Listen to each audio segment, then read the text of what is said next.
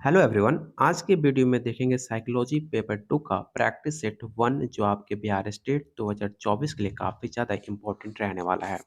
और ये सारे क्वेश्चन आपके एनसीईआरटी और एससीईआरटी से मिलकर बनाया गया है और उम्मीद है कि ये सारे क्वेश्चन आपके एग्जाम में देखने को मिल सकता है। अगर आप सीरियस हो साइकोलॉजी पेपर क्वालिफाई करने के लिए तो आपको दिया जा रहा है सिर्फ 101 रुपया में आपको 20 प्लस प्रैक्टिस सेट। अगर आप साथ में बीपीएससी का भी तैयारी करना चाहते हो तो आपको मिलेगा टॉपिक वाइज थ्योरी आपको सिर्फ 151 रुपया में। अगर आप दोनों लेना चाहते हो तो दोनों लेने के लिए सिर्फ आपको 201 रुपया पे करना पड़ेगा। ये आपको मिलेगा 201 रुपये में। अगर आप सीरियस हो तो आप मुझे इस नंबर पे मुझे व्हाट्सएप कर सकते हो जो आपके पॉकेट मनी से काफ़ी ज़्यादा कम है। अगर आप इसका पीडीएफ डाउनलोड करना चाहते हो तो आपको टेलीग्राम चैनल पे जाकर आप इसका पीडीएफ डाउनलोड कर सकते हो। अगर आपको पीडीएफ आपको टेलीग्राम चैनल ढूँढने में आपको कोई प्रॉब्लम होती है, तो आप मेरे इंस्टाग्राम आईडी पे मुझे फॉलो करके आप मुझसे टेलीग्राम चैनल का आईडी आप मुझसे ले सकते हो या इसका डिस्क्रिप्शन बॉक्स में इसका लिंक दिया गया है आपका टेलीग्राम चैनल का। चलिए शुरू करते हैं आज का पहला क्वेश्चन। पहला क्वेश्चन है यूथ्स क्या होता है? आपको बताना है कि कॉम्बाट जो है आपको किसे कहते हैं? ऑप्शन है कल्पना, इमोशन, मूल प्रवृत्ति या ऑप्शन डी आपका थिंकिंग। तो जो आपका कॉम्बाट एक आपका मूल प्रवृत्ति को माना जाता है। मूल प्रवृत्ति का सिद्धांत होता है विलियम मैकडूगल ने दिया था। आपने सीटेट में मैकडूगल का नाम जरूर सुना होगा जिन्होंने 14 मूल प्रवृत्ति की सूची दी गई थी। इसका राइट आंसर ऑप्शन आपका सी होगा। और देख सकते हैं आपको 14 जो आपके मूल प्रवृत्तियां दी गई थी यहाँ पर आप इसका स्क्रीनशॉट आप ले सकते हो अगर आपके पास प्रैक्टिस सेट नहीं है तो। और ये सारे क्वेश्चन आप एग्जाम के दृष्टिकोण से काफ़ी ज़्यादा इंपॉर्टेंट है। और आपको जो प्रैक्टिस सेट लेते हो तो आपको प्रैक्टिस सेट में बिल्कुल ऐसे क्वेश्चन और ऑप्शन और साथ में आपको व्याख्या दिया जाएगा। चलते हैं क्वेश्चन सेकंड पे। क्वेश्चन सेकंड कह रहा है बालकों के सामाजिक विकास को प्रभावित करने वाले कौन कौन से तत्व हैं? ऑप्शन है फिजिकल एलिमेंट, ऑप्शन बी है सोशल एनवायरनमेंट एलिमेंट्स या ऑप्शन थर्ड इकोनॉमिक एलिमेंट्स या ऑप्शन डी हेरिडिटरी एलिमेंट्स। तो आपको पता होगा बालकों को सामाजिक विकास के सबसे ज़्यादा प्रभावित करते हैं आपके सोशल एनवायरनमेंट। जिस समाज में आप रहते हो वैसे बच्चों को सामाजिक विकास होता है। इसलिए आपके सोशल जो आपके परिवेश है सबसे ज़्यादा इफेक्ट करता है आपके बालकों पे। इसलिए इसका राइट आंसर ऑप्शन आपका बी हो जाएगा। क्वेश्चन थर्ड कह रहा है शारीरिक विकास का एक प्रमुख नियम कौन सा है? आपको बताना कि इस चार ऑप्शन के अकॉर्डिंग कौन सा ऐसा ऑप्शन है जो आपके शारीरिक विकास में प्रमुख नियम माना जाता है? ऑप्शन है law of rapid growth, option B है लॉ ऑफ इरेगुलर डेवलपमेंट या option C law of difference from mental development या option D law of relation from imagination emotional development.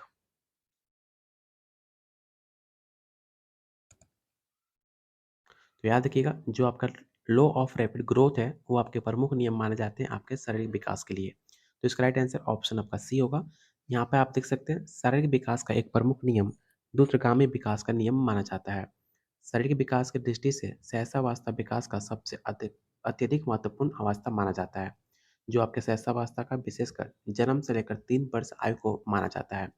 ये आपको किसने दिया था सहसावस्था? तो आप जिन प्याजे का नाम सुना होगा। जिन प्याजे ने बताया था जन्म से लेकर 3 वर्ष आयु को सहसावस्था के नाम से जानते हैं। और बात कीजिए बाल्यावस्था का तो बाल्यावस्था का जो समय होता है आपके 3 वर्षों से लेकर 9 वर्षों तक आपका बाल्यावस्था चलता है। तो इसका राइट आंसर ऑप्शन आपका ए हो जाएगा और ये सारे पॉइंट को आप जरूर याद रखिएगा।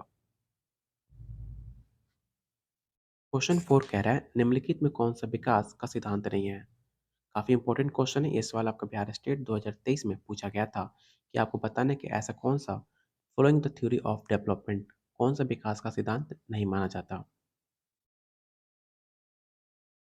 ऑप्शन है थ्योरी ऑफ इंटरलेशन, ऑप्शन बी है निरंतर विकास का सिद्धांत, ऑप्शन सी है अनुकूलित परिवर्तन सिद्धांत या ऑप्शन डी समान प्रतिमान का सिद्धांत।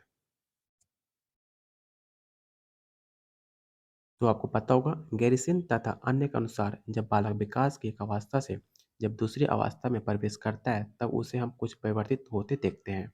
और इस अध्ययन ने सिद्ध कर दिया कि इन परिवर्तनों को पर्याप्त सिद्धांतों को अनुसरण करने की माना जाता है जिसे आप थ्योरी ऑफ कंडीशनल रिफ्लेक्स के नाम से जानते हैं। इसका राइट आंसर ऑप्शन आपका सी हो जाएगा।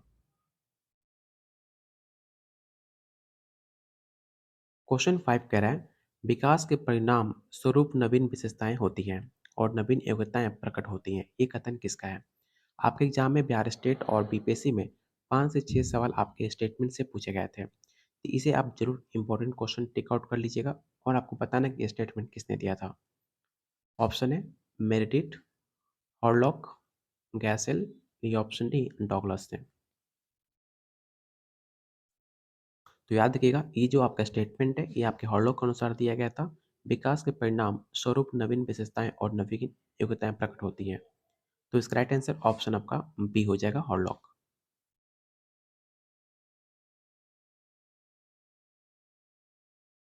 कोहलर ने अपने प्रयोग में ये सिद्ध करना चाहते हैं कि अधिगम क्या है। आपने कोहलर के बारे में आपने सीटेट में पढ़ा होगा, तो आपको बताया गया होगा कोहलर किस पे प्रयोग किया था।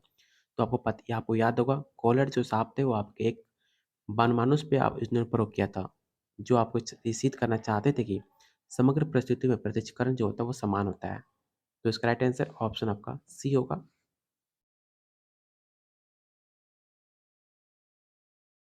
क्वेश्चन 7 कह रहा है, किसने पाठ योजना में पंच पंच प्रणाली का प्रतिपादित किया था? 5 स्टेप सिस्टम ऑफ लेसनल प्लानिंग किसने दिया था, आपको ये बताना है। ऑप्शन है किलपैट्रिक, हर्बर्ट, जॉन डीवी, या ऑप्शन डी आपका ब्लूम। तो 5 स्टेप सिस्टम जो है आपके हर्बर्ट द्वारा दिया गया था। हर्बर्ट द्वारा 5 प्रणाली कौन-कौन से थे? तो पहला आपका प्रस्तावना था, सेकंड आपका प्रस्तुतिकरण था, थर्ड आपका कंपेयर था, फोर्थ आपका व्यवस्था था और 5 आपका मूल्यांकन था। ये सारे 5 पॉइंट को आप ज़रूर याद रखिएगा, आप एग्जाम में पूछा जा सकता है। निम्नलिखित में ग्रंथियों के आधार पर व्यक्तित्व के विभिन्न प्रकारों का प्रचार किसने प्रस्तुत किया था? ऑप्शन है कैनन, जूम, क्रिस्पर, या ऑप्शन डी आपका स्प्रेंजर। तो कैनन ने ग्रंथियों के आधार पर व्यक्तित्व के विभिन्न प्रकारों को चर्चा की थी। व्यक्तित्व के बारे में मनोवैज्ञानिक में बहुत सारे ऐसी बातें बताई जाती हैं और मनोवैज्ञानिक कैनन ने अपने बातों में ये कहा था कि जो ग्रंथियाँ होती हैं उसके आधार पर उन्होंने 3 प्रकार बताए थे। पहला आपका थायराइड ग्रंथि, दूसरा आपका पिट्यूटरी ग्रंथि और थर्ड आपका एड्रिनल ग्रंथि उन्होंने बताया था। तो ये सारे आंसर आप जरूर याद रखिएगा, ऑप्शन आपका ए राइट आंसर हो जाएगा। क्वेश्चन 9 कह रहा है, सृजनात्मक मौलिक परिणामों का अभिव्यक्ति करने की मानसिक प्रक्रिया किसका है? आपको बताना है कि ये स्टेटमेंट किसने दिया था और इसे आप जरूर याद रखिएगा। इस क्वेश्चन को आप विवेक क्वेश्चन टेक आउट कर लीजिएगा। ऑप्शन है डिहान, ऑप्शन बी है द्रेवल, ऑप्शन थर्ड है कोल एवं ब्रूस, या ऑप्शन डी क्रो एवं क्रो।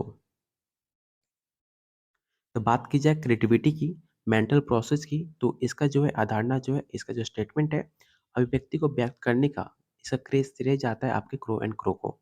तो ऑप्शन आपका डी राइट आंसर हो जाएगा। क्वेश्चन 10 कह रहा है, बीएफ स्किनर के अनुसार बच्चों में भाषा का विकास कैसे होता है? काफ़ी इजी क्वेश्चन है। अगर आपने साइकोलॉजी पेपर का क्लास आपने किया होगा तो आप आसानी से इसका आंसर दे सकते हो। तो बीएफ स्किनर ने अपने प्रयोग में बताया था कि बच्चों का भाषा का विकास अनुकरण एवं प्रबलन के फलस्वरूप होता है। जिसे आप जितनी बार उसे आप अनुकरण करोगे, जितने आप उसे दोहराओगे, तो बच्चों का परिभाषा उसका भाषा का विकास होता है। मतलब जैसे आप बच्चों को कुछ बताते हो, बोलते हो कि ये बोलो, और बच्चा वो बोलता है तो उससे भाषा का विकास होता है। इसी तरह बीएफ स्किनर ने ऐसे ही अपने बच्चों को विकास करने के बारे में बताया था। तो इसका राइट आंसर ऑप्शन आपका ए हो जाएगा। क्वेश्चन 11 ने मूल परिवर्तनों को 14 प्रकार से डैश ने वर्गीकृत किया था।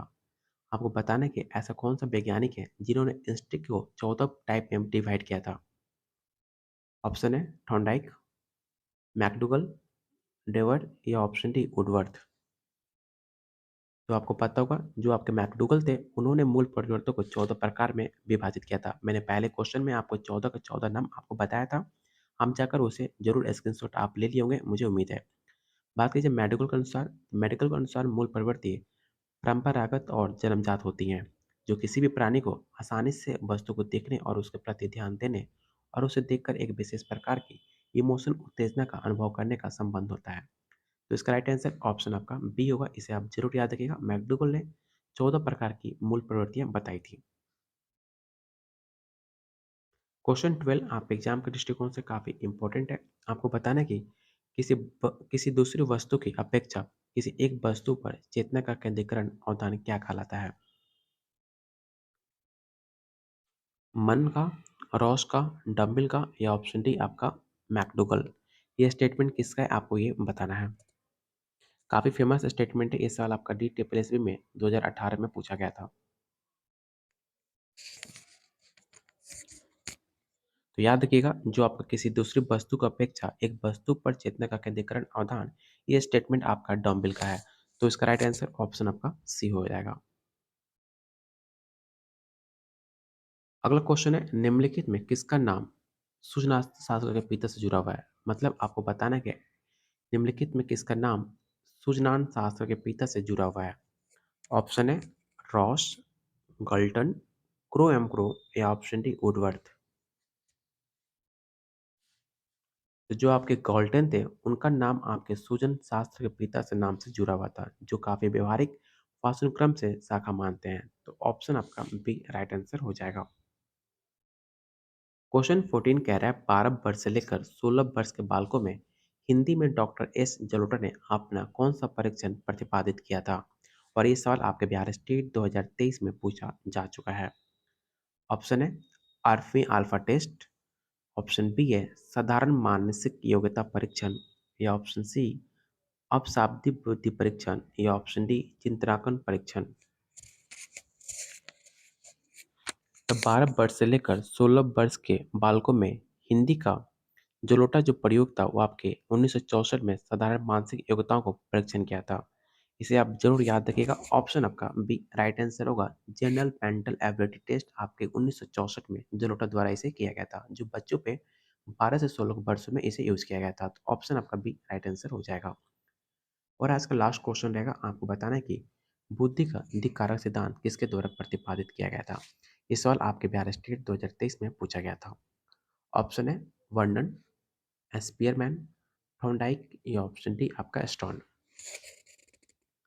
तो टू फैक्टर थ्योरी जो है आपके स्पीयरमैन ने दिया था। तो ऑप्शन आपका बी राइट आंसर हो जाएगा। टोटल आउट ऑफ 15 आपने कितने क्वेश्चन राइट अटेम्प्ट करे आपको बताना है। अगर आपका स्कोर 7 प्लस आ रहा है तो आपकी तैयारी काफ़ी अच्छी है। अगर आपका स्कोर 7 से कम है तो आपको प्रैक्टिस सेट लेने की ज़रूरत है, जो आपको मिलेगा सिर्फ 101 रुपये में। अगर आप डिटेल में पढ़ना चाहते हो तो आपको टॉपिक वाइज थ्योरी ले सकते हैं, जो मिलेगा सिर्फ आपको 151 रुपये में।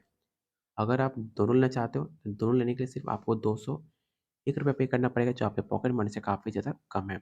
लेने के लिए आप मुझे इस नंबर पे आप मुझे व्हाट्सअप कर सकते हो, और इस पीडीएफ को डाउनलोड करने के लिए आपको टेलीग्राम लिंक पे जाकर ज्वाइन होकर आप इसका पीडीएफ डाउनलोड कर सकते हो। अगर आपको लिंक आपको ग्रुप खोजने में प्रॉब्लम होती है तो आप मुझे इंस्टाग्राम आईडी पे मुझे मैसेज कर सकते हो, या आपको डिस्क्रिप्शन बॉक्स में आपको टेलीग्राम ग्रुप का लिंक दिया गया, आप वहाँ भी जाकर ज्वाइन कर सकते हैं।